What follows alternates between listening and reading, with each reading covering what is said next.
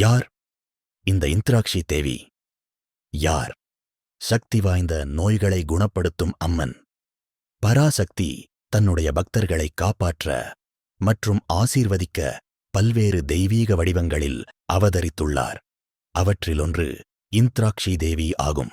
இந்த அம்மன் சக்தி வாய்ந்தவள் மற்றும் நோய்களை குணப்படுத்தும் தெய்வீக சக்தியும் ஆவாள். சாபத்தால் பலவீனமான இந்திரனை ஒரே பார்வையால் குணப்படுத்தி அவரின் சக்தியை இயல்பை விட அதிகரித்து மீட்டெடுத்தார்.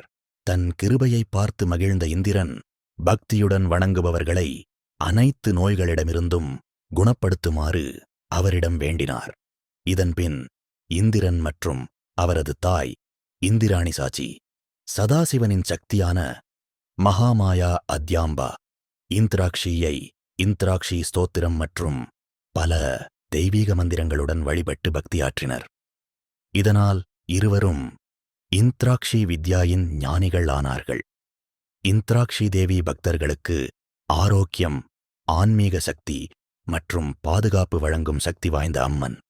இவர் பொதுவாக மஞ்சள் நிற உடையில் அலங்கரித்து தன்னுடைய கைகளில் வஜ்ரம் மற்றும் வரதமுத்திரை வைத்திருப்பார். தாமரை மலர் மீது அமர்ந்த நிலையில் காட்சியளிப்பார்.